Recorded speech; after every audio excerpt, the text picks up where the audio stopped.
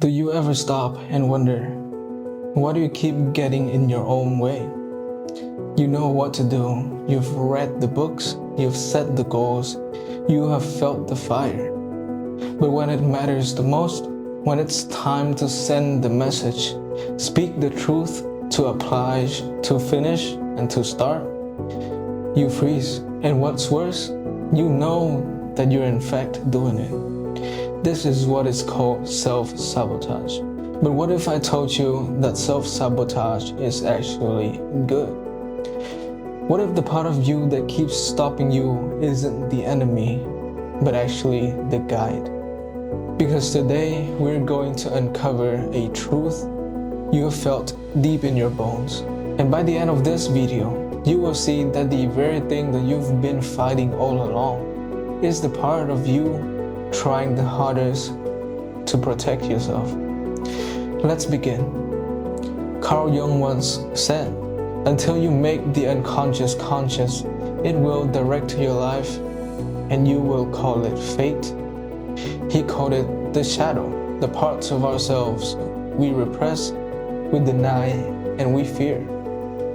And when we don't face the shadow, it doesn't go away. It just finds sneakier ways to run the show. Ways like protection, like perfectionism, like never finishing the things that matters the most. Have you ever come across a kid in school who was brilliant, but always forgot to turn in their best work? They made jokes about not trying, they shrugged it off, but you could see it in their eyes. They are scared. Or maybe it's someone you used to know, a friend with a crazy gift that could draw, perform, build, and lead. Everyone told them they were going places, but then all of a sudden one day they just kind of stopped. They never explained why. They faded into normalcy, into a life they never really chose. Or maybe that person is actually you. You've had moments where you were right there, ready to go. You were incredibly aligned, energized. You saw the version of yourself you could become. But something pulled you back, and you told yourself, it's just not the right time. Serena Williams, one of the greatest athletes in history, once said that in the earlier part of her career, she was the one holding herself back. That she would lose not because of her opponent, but because of her fear. The fear of winning, fear of what success would change. She had to unlearn the belief that she didn't deserve to dominate, that she had to shrink herself to stay safe. And that is what this video is all about. Not spotting the sabotage, but listening to it. Because when we do, we realize it is not trying to kill us. It is trying to save us from a version of life we no longer live in. If you're distressed by anything external, the pain is not due to the thing itself, but to your estimation of it. And this you have the power to revoke at any moment. Listen, we all carry ghosts. Some came from childhood, some came from shame, some from people who have left them, and some from the things that we believed when no one told us otherwise. You might have had a parent who criticized more than they comforted you. You might have grown up having to dim your light to make others comfortable. You may have watched adults around you fold under pressure, so you learned not to reach too high. You might have learned from a very young age that standing out means becoming a target, that trying could mean failing, and failing could mean losing love. And so, when you get close to standing out now, you pull back, you disappear. That is not failure, that is self-protection. Self-sabotage is not a scar turned strategy. It's your nervous system doing its job a little too well. You're not broken, you're conditioned. You learned that safety is found in smallness, that comfort is found in avoidance, that peace is pretending not to care.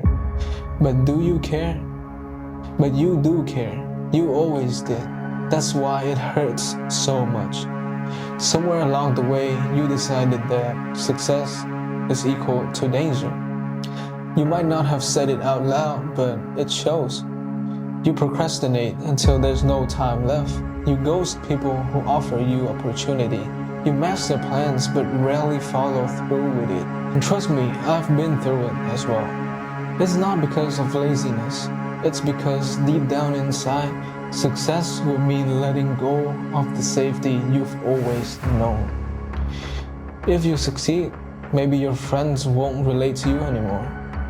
And if you step up, maybe you'll be seen and be judged by others, and that makes you uncomfortable. If you try and fail, maybe it will confirm what you secretly fear, that you were never enough. So your brain does what it's always done. It builds walls, it pulls brakes, it whispers reasons to wait. Serena did not conquer her fear with hype. She did it with presence, with the truth. She admitted that she was scared. So should you. And she trained all the way through it anyway. The snake, which cannot cast its own skin, has to die, as well as the minds which are prevented from changing their own opinions. They cease to be the mind. The sabotage isn't rebellion, it's obedience. Obedience to an outdated story. But here's what most people miss.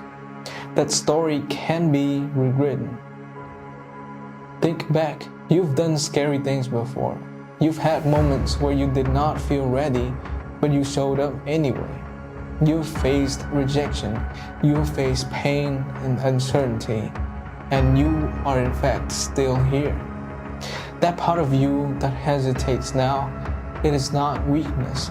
It is the part of you that remembers being hurt and doesn't want to feel it ever again. But you're not that version of yourself anymore.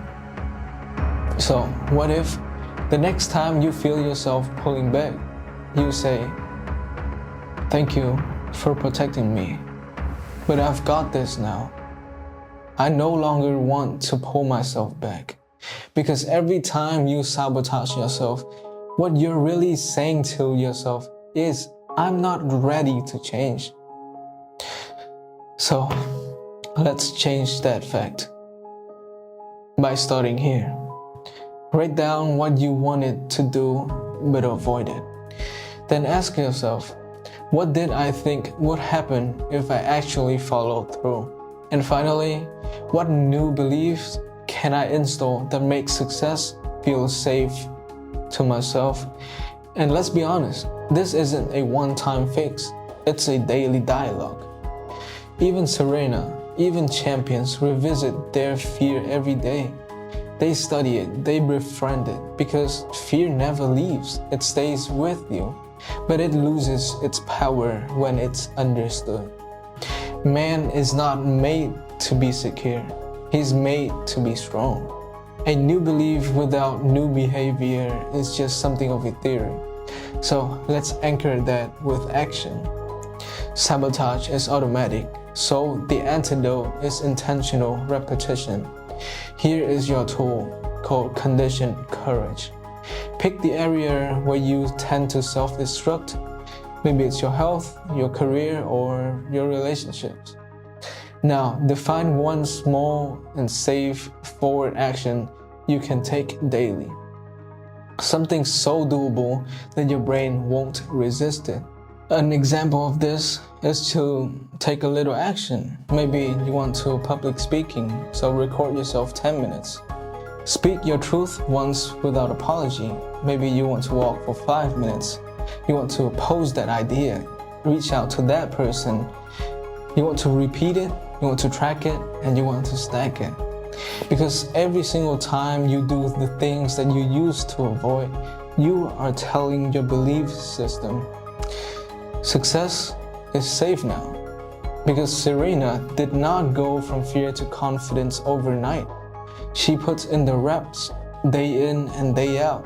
She got support. She stopped trying to suppress the fear and started moving through it.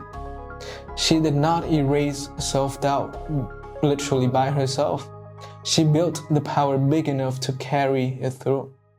So waste no more time arguing what a good man should be. Be one. Because you're certainly not someone who sabotages. You are someone who's used to. You've seen fear. You've felt the resistance. And now you've walked through it. This is what growth looks like. By not becoming someone new, but returning to who you were before the fear you got. You've got your own scars. We all do. In fact, I do. And I have a lot of them. We all have different parents, different stories, different demons to fight. But there's one truth that is universal. You've already been brave enough to survive once. You're strong enough to rebuild again. And he who has a why to live can bear almost anyhow. So write down your why, name your fear, and act with intention, not with the idea of tomorrow. Not when you're ready, right now, right here, today. And with all that being said, I wish you the best.